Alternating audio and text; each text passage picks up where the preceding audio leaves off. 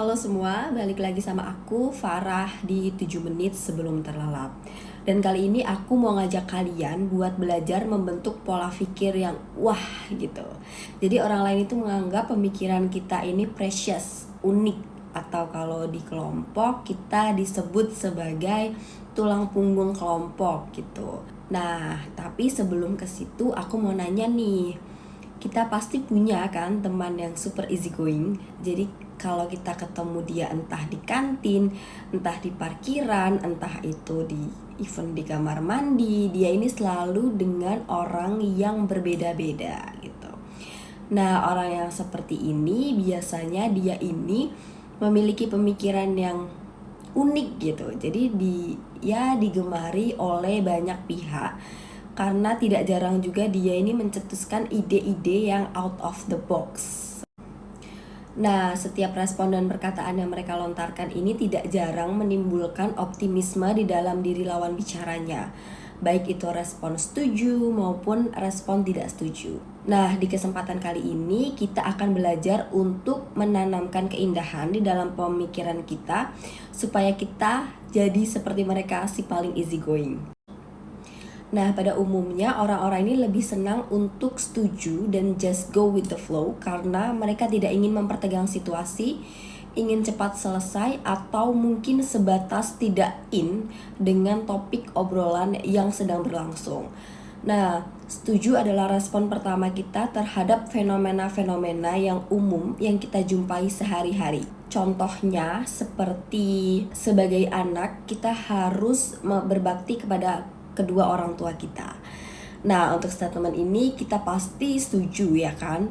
Atau kalau misal pada kalimat jika ingin work-life balance, maka kita harus bekerja dengan cerdas. Setuju?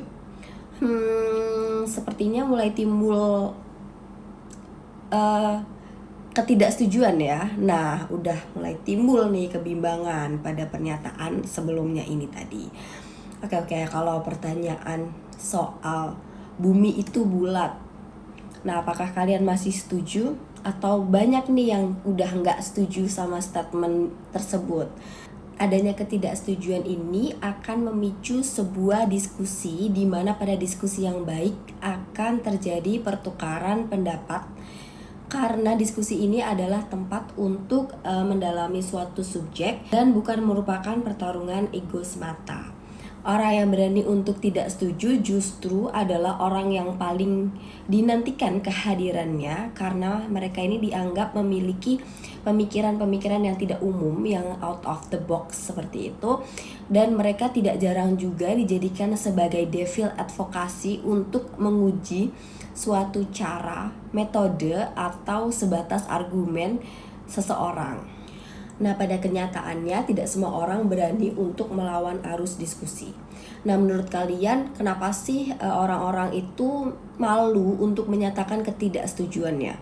Takut dinilai kasar, takut dinilai agresif, atau bahkan takut dibilang cuma pengen menangin ego dan cari validasi doang.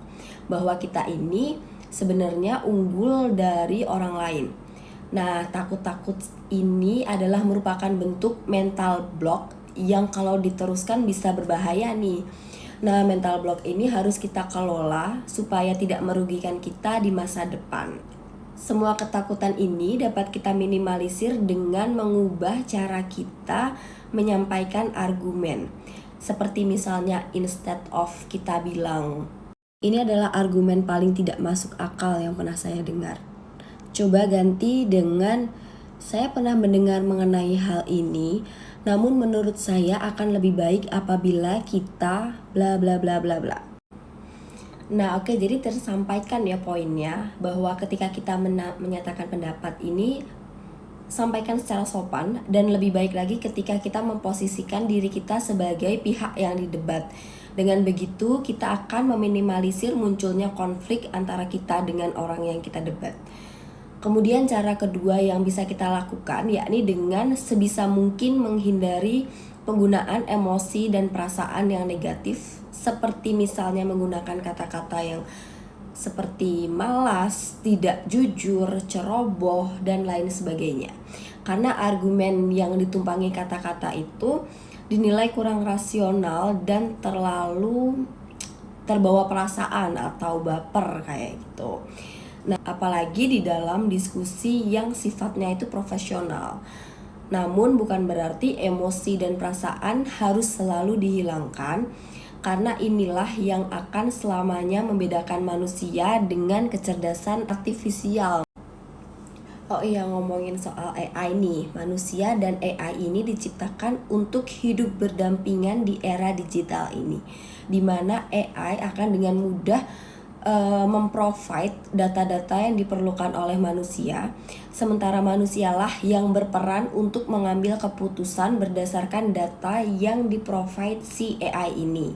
Nah, jadi menurutku memang sampai kapanpun manusia itu tidak dapat digantikan oleh AI, karena manusia itu memiliki kecerdasan emosional, manusia ini memiliki perasaan, manusia ini memiliki emosi seperti itu. Nah, oke, sekarang kita kembali ke topik soal pelibatan emosi dan perasaan nih.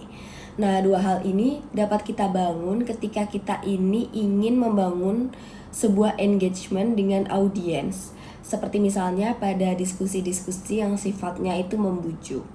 Nah, namun agar emosi dan perasaan ini tidak mengganggu nih, harus kita kelola dan terus kita pelajari dengan baik agar emosi dan perasaan yang negatif ini tidak terlibat.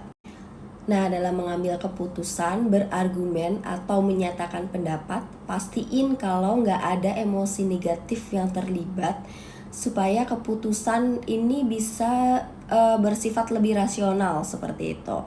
Nah, karena pelibatan emosi dan perasaan negatif seringkali dibuntuti oleh risiko jangka panjang yang harus kita tanggung. Setuju nggak? Oke, jadi closing statement dari aku adalah jangan takut untuk tidak setuju. Karena mereka yang berani untuk tidak setuju ini adalah mereka yang sebenarnya lebih dinantikan daripada orang-orang yang hanya setuju dan just go with the flow gitu. Nah, untuk menyatakan ketidaksetujuan supaya tidak menimbulkan konflik nih, kita bisa lakukan dengan memposisikan diri kita di sisi orang yang sedang kita debat. Kemudian untuk soal pelibatan emosi dan perasaan, kita harus terus pelajari dan kelola supaya tidak ada emosi dan perasaan negatif yang terlibat ketika kita sedang berargumen seperti itu. Nah, namun emosi dan perasaan ini tidak boleh dikesampingkan seperti itu saja, karena hal itulah yang akan membedakan kita dengan kecerdasan artifisial seperti itu. Nah, segitu dulu nih obrolan kita pada malam hari ini. Sekian dan sampai jumpa di lain waktu.